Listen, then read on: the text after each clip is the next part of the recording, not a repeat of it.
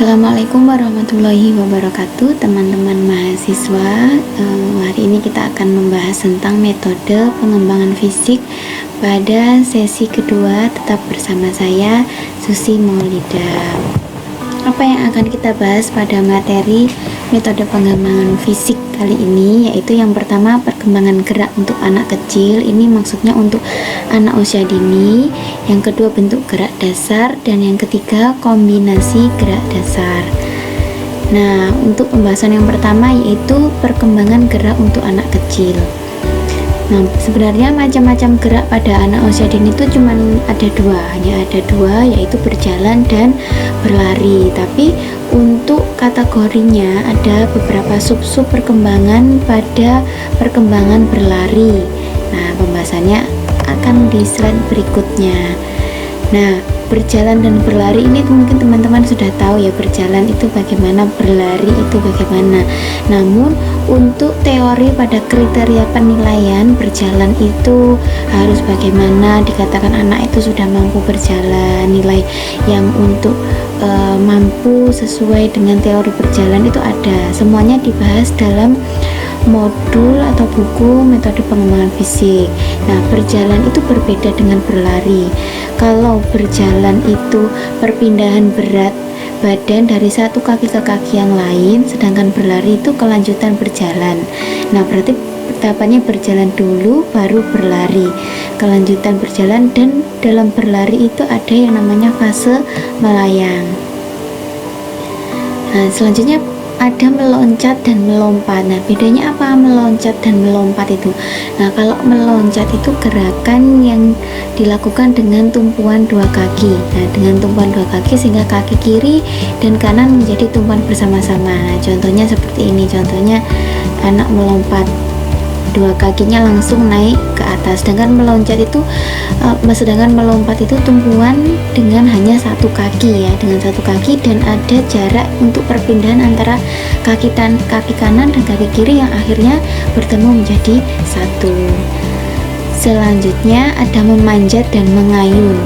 Nah, kalau memanjat itu gerakan yang dilakukan ke atas maupun ke bawah dengan menggunakan tangan dan kaki, dengan badan bagian atas dan lengan sebagai pusat kontrol paling utama. Jadi ketika kita memanjat, kita ada pegangan untuk memindahkan, nah biasanya dari atas maupun ke bawah, bukan dari depan ke belakang, tapi dari atas ke bawah. Sedangkan kalau mengayun itu menggenggam seerat mungkin, biasanya ini sedikit melayang, bergelantung. Nah, istilahnya itu dari mundur atau ke belakang, dan biasanya untuk aba-abanya sebelum mengayun itu anak dia harus berlari ke depan. Nah, memanjat dan mengayun ini untuk kriteria penilaian yang sebenarnya itu bagaimana, itu sudah ada juga termuat dalam buku metode pengembangan fisik. Nah, berikutnya ada gerakan non lokomotor. Ada gerakan lokomotor, non lokomotor, dan manipulatif. Gerakan lokomotor itu juga kaitannya dengan metode perkembangan fisik. Nah, untuk gerakan non lokomotor ini ada stretching, bending, dan manipulatif. Nah, untuk stretching ini yaitu penguluran otot lurusan sendi tubuh dengan tujuan membuat badan memanjang. Nah, contohnya ada di gambar gambar PowerPoint saya seperti ini ya. Nah, ini contohnya anak itu ada gerakan memanjang, jadi kakinya diluruskan tapi kemudian tangannya ditarik di atas kepala, dan gerakan memanjangnya disesuaikan juga dengan gerakan kakinya. Biasanya stretching ini dilakukan kalau di sekolah, biasanya sebelum kegiatan olahraga atau proses pendinginan. Nah, seperti itu. Kemudian yang kedua yaitu bending. Bending yaitu membengkokkan bagian tubuh di mana struktur sendi akan menentukan keleluasaan gerak setiap sendi yang dihasilkannya. Contohnya seperti itu ya. Kalau dalam bahasa Jawanya, bending itu seperti gerakan sluku-sluku bathok. Nah, gitu ya, mungkin semua teman-teman tahu. Atau seperti gerakan kalau dalam sholat seperti gerakan bersujud. Nah, yang ketiga yaitu manipulatif. Ini berkaitan dengan kualitas gerak, yaitu reseptif atau menerima objek, seperti kita menangkap dan mengarahkan kekuatan pada objek tersebut, seperti menangkap, melempar. Nah, tapi dengan bantuan benda. Ini dinamakan gerakan manipulatif. Selanjutnya, macam-macam gerakan manipulatif itu ada menggelindingkan bola. Menggelindingkan bola ini biasanya dengan kegiatan bowling. Menggelindingkan bola ini juga ada teorinya, bagaimana badannya yang harus dilakukan, apakah membungkuknya bagaimana, jaraknya menggelindingkan itu berapa, itu juga dijelaskan. Melempar, menangkap, dan pushing and pulling. Pushing ini ada gerakan mendorong dan ada gerakan menarik yang dilakukan oleh dua anak. Berikutnya yaitu ragam gerakan dasar, itu ada berbaring dan berjalan. Nah, berbaring sendiri itu ada beberapa macamnya, ada berbaring telentang, telungkup, ada berbaring dengan miring ke kanan, ada berbaring dengan miring ke kiri. Sedang berjalan juga untuk anak usia dini itu banyak, ada berjalan cepat, serempak di tempat, jalan mundur, jalan menyamping, jalan menyilang, jalan jinjit. Nah, itu banyak. Nah, untuk prosesnya perkembangan tahap-tahapannya itu kita ajarkan secara bertahap. Biasanya kalau di TK itu disiasati dengan permainan, misalnya berjalan di atas papan titian atau melewati rute-rute tertentu. Nah, rutenya itu harus jalannya itu miring dulu, nanti sesudah miring diajak lurus. Nah, ini kaitannya juga untuk proses perkembangan perkembangan fisik motorik. Berikutnya gerakan dasar yang kedua yaitu meloncat dan melompat. Nah, meloncat tadi dengan tumpuan dua kaki, sedangkan melompat dengan satu kaki dengan perpindahan dan adanya jarak. Kemudian berjingkat atau berjinjit dan menyepak. Selanjutnya ada melempar, menangkap, memantul-mantulkan bola, dan memukul.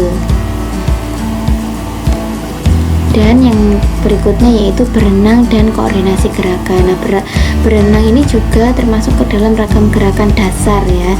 Ragam gerakan dasar dan koordinasi gerakan biasanya ada dengan senam. Jadi di dalam senam itu kan terdapat berbagai macam-macam gerakan, misalnya gerakan melompat, ada gerakan meloncat, berjalan, atau bahkan berlari dan berlari di tempat atau berjalan ke samping, itu kan juga ada. Kemudian ada gerakan seperti stretching, bending, itu biasanya ada dalam gerakan senam.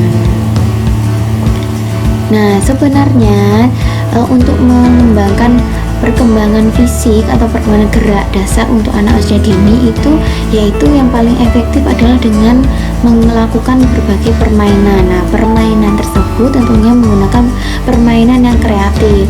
Namun di dalam permainan itu sebaiknya memuat gerak dasar anak, yaitu berjalan, berlari, melompat, dan melempar. Itu harus diberikan di dalam permainan tersebut. Nah, sebenarnya kreativitas guru untuk memvariasikan gerakan melalui berbagai aktivitas yang menyenangkan akan menarik bagi anak. Jadi kalau guru sudah memberikan permainan yang kreatif, di dalam permainan kreatif itu pasti ada permainan yang menyenangkan, dan kalau sudah menyenangkan pasti akan menarik bagi anak. Nah, kalau sudah menyenangkan, menarik, kreatif, itu pasti akan memudahkan anak untuk menerima stimulasi perkembangan fisik dari guru, sehingga akan memudahkan anak perkembangan fisik motoriknya akan berkembang lebih baik lagi.